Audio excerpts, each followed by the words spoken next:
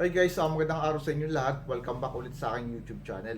Today guys, ang topic natin ngayon is ilang outlet para sa 20 ampere na circuit breaker. Okay, so ngayon guys, tuturuan ko lang kayo ng madaling pamamaraan para malaman natin kung ilang convenience outlet yung pwede nating install sa 20 ampere na circuit breaker. Okay, so bago tayo magsimula guys, so dito guys sa ating 20 ampere na circuit breaker is, sabi ni Philippine Electrical Code is 80% lang yung allowable na pwede natin gamitin sa kanya kasi para na rin sa ating safety factor. So lahat ng breaker guys na install natin sa loob ng bahay, mapa-aircon man yan or mapa-SPO, is 80% lang yung allowable na pwede natin gamitin sa kanya. Okay, so malinaw tayo dito. Now, dito guys sa ating 20 amperes na circuit breaker is, ang wire na gagamitin natin dyan is number 12 or 3.5 mm squared. Okay, and then yung 20 amperes kanina, sabi ko is 80% lang yung pwede natin gamitin. So ang gagawin natin is i-multiply natin siya sa 0.80%. So 20 ampere times 0.80% is equal 16 ampere. 16 ampere. Okay. And then yung isang outlet daw natin, sabi ni Philippine Electrical Code, is pumapatak guys ng 180 watts. So ibig sabihin yung isang outlet natin, so ito yung ating outlet, is 180 watts guys siya. Okay, in 1 gang. So yung 1 gang natin guys, so isang peraso. Okay, so malinaw tayo dito. So gagawin natin is gagamit tayo dito guys ng formula ng Ohm's law. Okay, so ito guys yung ating Ohm's law. Ohm's law. Dito sa Ohm's law natin guys, since na watts yung ating hinahanap, so ang formula gagamitin natin dyan is P equals voltage times ampere. Okay, so yung P guys, yung power natin or yung watts. Okay, so ang mangyayari nito, P equals voltage times ampere. So watts equals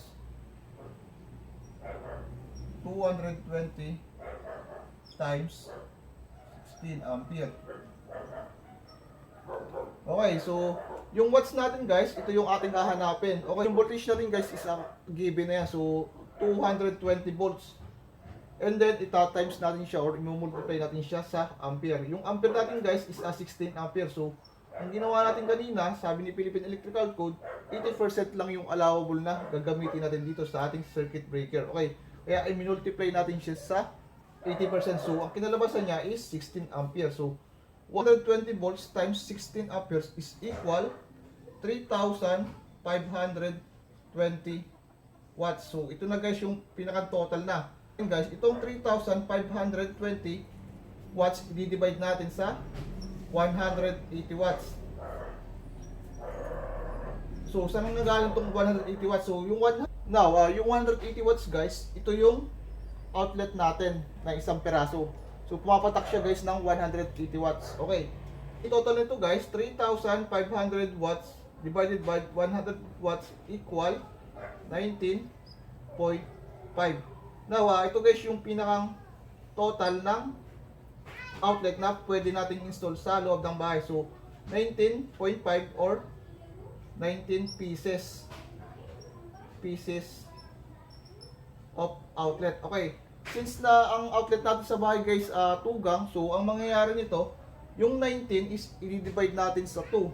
So palagay na lang natin guys na 20 na to kasi round off na to eh. So 5 round off na. So 20 outlet na. 20 divided by 2 is equal 10 outlet. 10 outlet. Now, ito na guys yung pinakang maximum na pwede nating install sa ampere na circuit breaker. Okay. So, ibig sabihin, hindi tayo lalagpas guys ng 10 or 11 na outlet. Kasi kapag nagdagpas na tayo at once na ginamit natin lahat yung ating outlet, possible guys, yung ating circuit breaker is posible siyang bag trip kasi magkakaroon na tayo ng overload na tinatawag. Kaya magti-trip na yung ating circuit breaker. Okay, so malinaw tayo rito. Ito na muna to. Now guys, bibigyan ko kayo ng senaryo.